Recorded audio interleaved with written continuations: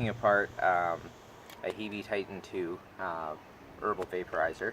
We had one here that came in with that was defective. It didn't seem to power on at all, no matter what we did. So we figured, for science, why not just take it apart and see what makes this thing tick. Taking apart this thing is not very easy.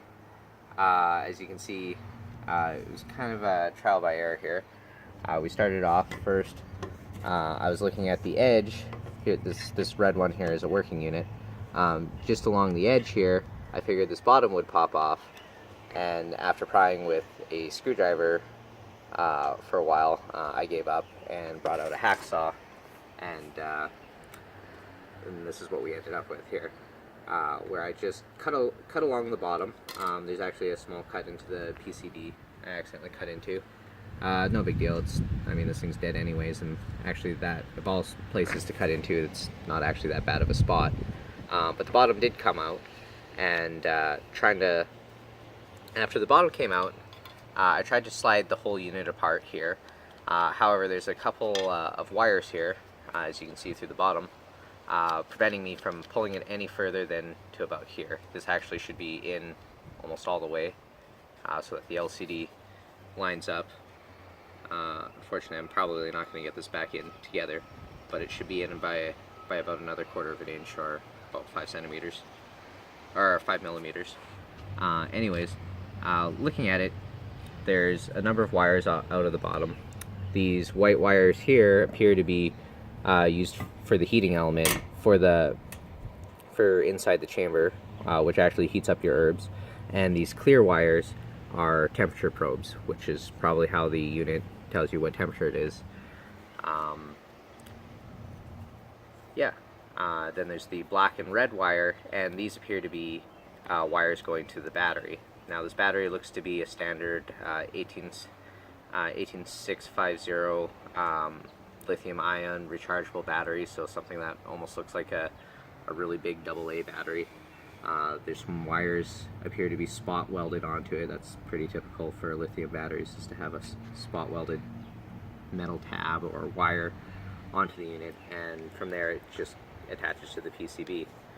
On the other side here, looking at this unit that is working, I tried to take it apart from the other end here, and you can see there's these two visible tabs on either side. Now these tabs,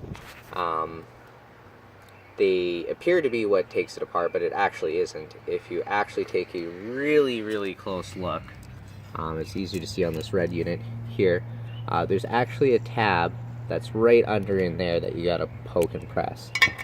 And this is from the dead unit that I took apart here.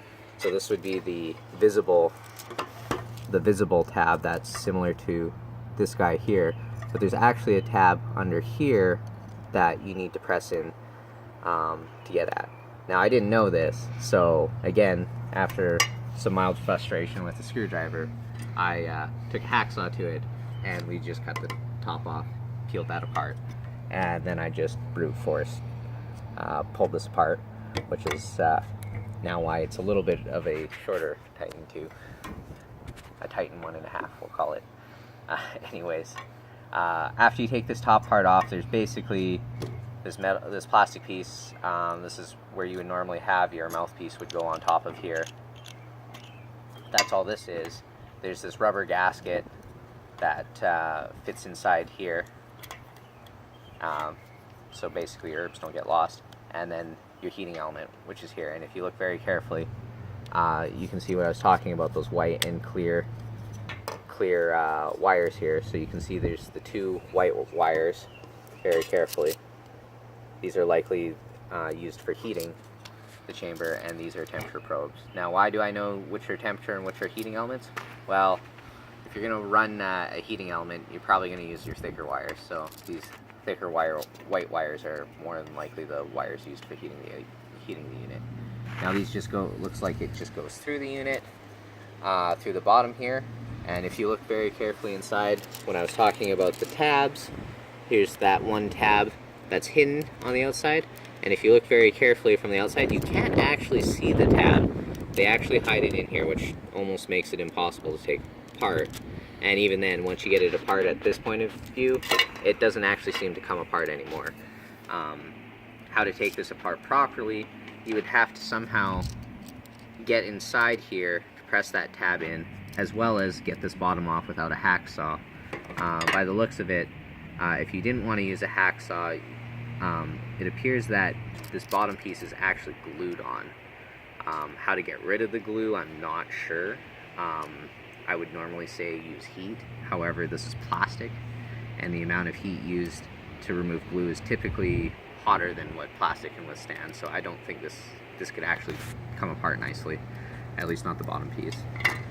But if I did want to take this apart further, what I would do is I'd get a soldering iron. I would take the solder off the joints that are holding these white heating element wires and these clear temperature probe, and I would imagine after that the battery and the PCB would slide out as normal. And yeah, so this is how to take it apart. I don't think this will ever go back. This unit definitely will never go back together, but I don't think there's actually a feasible way to take these apart and put them back together again.